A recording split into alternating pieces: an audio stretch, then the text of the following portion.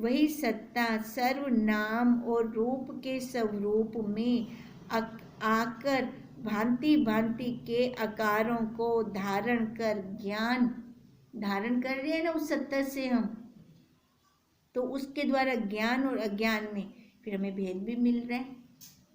पता चलता है ये इतना ज़्यादा दुखी है क्योंकि इसके अंदर गुरुदेव के महावाक्य नहीं ठहर रहे, तभी दुखी है ये।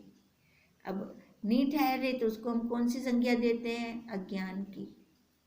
तो वो भेद पता चल रहा है, ये सुखी है, भले उसके पास ऐशो आराम की कुछ भी वस्तुएं नहीं है, ठीक है, पर सुखी है। सुखी है तो कैसे है? गुरुदेव के महावाक्य हैं, तो वहाँ हम उसको संज्ञा देते हैं ज्ञानी की। कहते हैं फिर ये हमें भेद पता लगने लगता है, भेद हमें दिखने लग जाता है। फिर वहाँ पर फिर ये भेद दिख रहा है तो कैसे दिख रहा है? अपने प्रकाश से। अपने अंदर भी तो बैठा हुआ है, तो ये भेद मैंने कैसे देखा? अपने प्रकाश से। अपने प्रकाश से देखा, जो दिखा रहा है, जो जन्मा रहा है, सारी चीजें जन्माता है वो। कहते हैं वही सत्ता अज्ञान से अपनी खोज में प्रावृत्त। अब उसी सत्ता से तो हमने ज्ञान की खोज की। अब मेरे को दुख नहीं चाहिए, कौन चाहता है कि मेरे को दुख चाहिए? कोई चाहता है मेरे को दुख चाहिए? कोई नहीं चाहता। हम चाहते हैं सुबह से लेकर रात तक हम क्या पुरुषार्थ करते हैं? सुख का, सुख का, वही हमारा चलता है। कहते हैं जब दुखी हुए इस संसार से तो फिर मैं किसकी तरफ गई?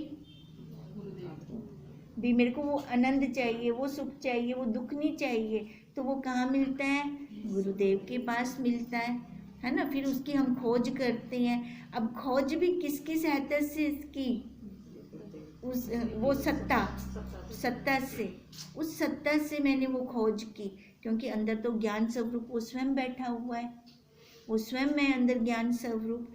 कहते हैं वही अज्ञान से अपनी खोज में प्रवृत्त होकर अपनी छाया के पीछे प्रमत्त विस्मृत कंठमाला की तरह अपने स्वरूप को भूल गया था। जैसे माला घुमाते हैं, मेरू तो है ना उसका, चारों तरफ से माला घुमाते हैं ना। आप संसार घूमते पियो हूँ, मेरू दे चारों तरफ घूम रहे हैं हम। अब वो मेरू कहाँ है? हमारे अंदर है। कहते हैं फिर अपने आप को ही भूल गए। अपने आप को भूल के फिर हमने अपने आप को क्या मान लिया, क्या देख लिया? ये नाम रूप आकार वाला, ये नाम रूप आकार वाले को देखकर मैं दुखी हुई दुखी। जब इस शरीर पे बैठते हैं कितना दुख लगता है ना इस शरीर पर बैठने से। कहते हैं जब इस शरीर से उठ जाती हैं फिर लगता है परिस्थिति आती है निकल जाती है, आती है निकल जाती है, आती है निकल जाती है। कैसे? पानी पे लाइन है, मिट्टी पे लाइन है, पत्थर पे लाइन है, अपनी अनुभूति हम खुद निकालें। कैसे हैं हमें कैसे हैं हम और कैसा बनना चाहिए? कैसा बनना चाहिए हमें?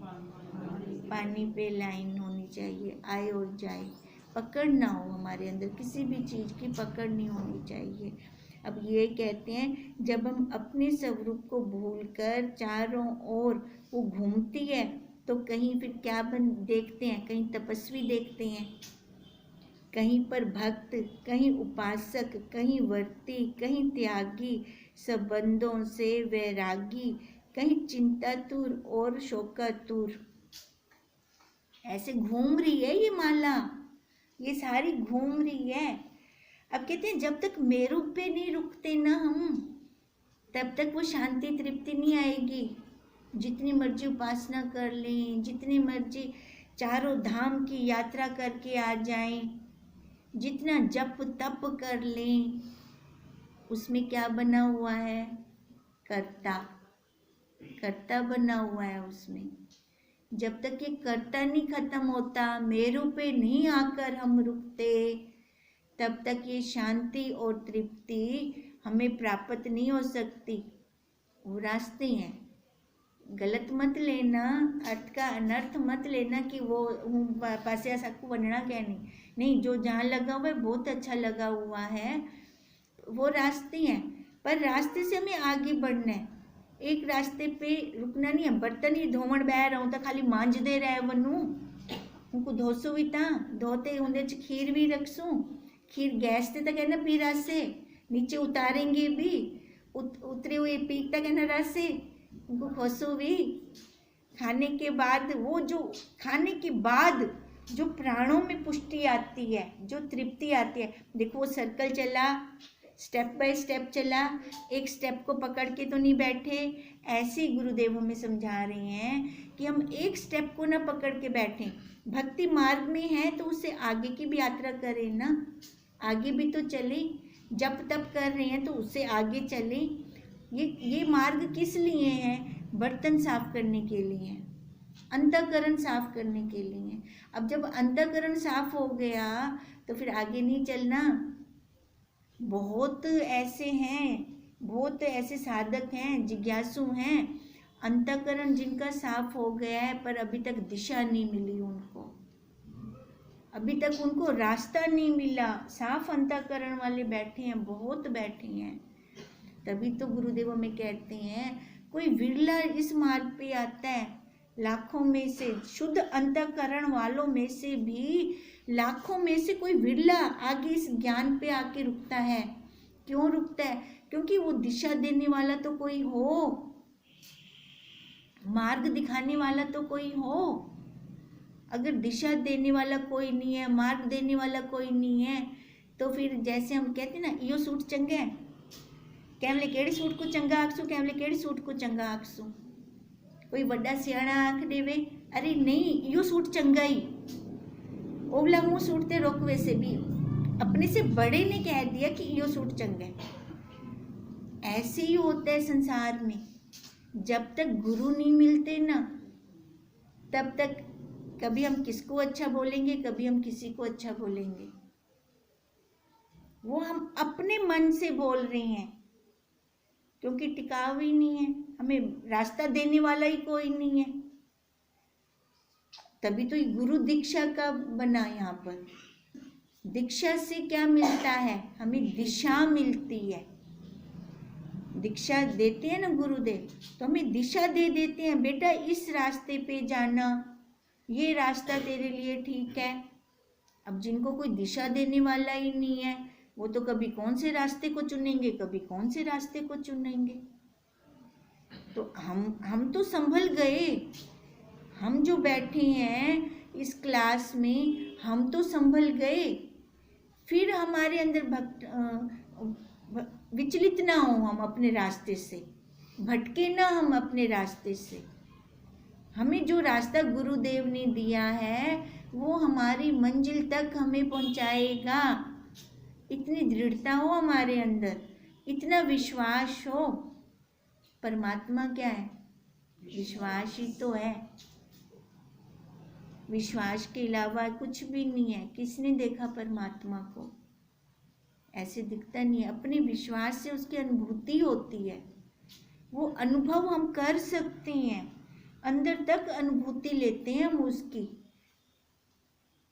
वो बोलते हैं ना मारी झाती ते ठर गई छाती, है ना, भजन है ना ऐसा। तो छाती ठर वेंदी है उनके नाल, अंदर संतुष्टि संतोष आ जाता है एकदम। फिर ये बाहर का संसार नहीं अच्छा लगता। संसार है, आकार है, व्यवहार है, कर दो बस। वहाँ पे रुकना नहीं अच्छा लगता। गंदगी पे कोई रुकता है क्या? वैसे देखें गंदगी पड़ी हो हम बैठना पसंद करते हैं। इस संसार विच भी यो ही है, गंदगी है। कम करो अपना, फटाफट निकल आओ। तो निकलते अपने विच आवन ओला। कहते हैं अगर ऐसे कहीं देखते रहते हैं, कहीं भक्त, कहीं उपासक, कहीं वृत्ति, कहीं त्यागी, संबंधों से वैरागी, कहीं चिंतातुर और शोकातुर, कहीं भयभीत व पश्चाताप युक्त, संयोग में वियोग और संबंध में रोगी की प्रतीति वाले, यही मिलता है संसार में हमें, इसके अलावा और कुछ नहीं मिलता। प्रकाश में तमरूप प्रकाश है पर अंधेरा छाया पड़ा है, दिख ही नहीं रहा प्रकाश हमें। प्रत्यक्ष होकर दृष्टि गोचर हो रही है। अब यही प्रत्यक्ष है पूरे संसार में। बताओ, जो ब्रह्म ज्ञानी हैं, संत हैं, उनके मुंह पे लिखा होता है क्या ये ब्रह्म ज्ञानी संत हैं, या इनके अंदर ज्ञान ठहरा हुआ है? ऐसा कुछ लिखा होता है? हमें दिखता क्या है? बाहर से तो ये वेशभूषा दिख रही है सारी, बाहर से देखें तो हमें यही जो हमें ये बता रहे हैं शोकातुर, है ना, सन्यासी, त्यागी, पश्चाताप युक्त, रोगी, भोगी, यही दिखते हैं हमें। पर जिसके अंदर ज्ञान ठहर जाता है ना, वहाँ पे ये नहीं होता। जो ये उपाधियाँ हमें बता रहे हैं ना, वो यहाँ नहीं होती, वहाँ पर नहीं होती है। वहाँ पे संतोष होता है, तृप्ति धन होता है। वो तृप्ति धन, देखो, एक संसारी को खड़ा दो, एक जिज्ञासु साधक को खड़ा दो, दोनों का चेहरा बोलेगा, दोनों का चेहरा बोलेगा। किसी और पैमाने की हमें लेकर नाप तोल करने की जरूरत नहीं पड़ती वहाँ पर हमें, वहीं से ही हमें पता चल जाता है अपने आप पे। तो देखो हमारे गुरुदेव का खजाना कितना अनमोल है। अनमोल खजाने की हम कितनी कदर करते हैं, ये तो अब हम स्वयं देखें ना कि हमारे गुरुदेव का खजाना कितना अनमोल है, और उस अनमोल खजाने की हम कितनी कदर कर रहे हैं। अगर नहीं करते तो करें, क्योंकि यही धन हमारे साथ जाएगा और कोई भी धन हमारे साथ जाने वाला नहीं है। ओम।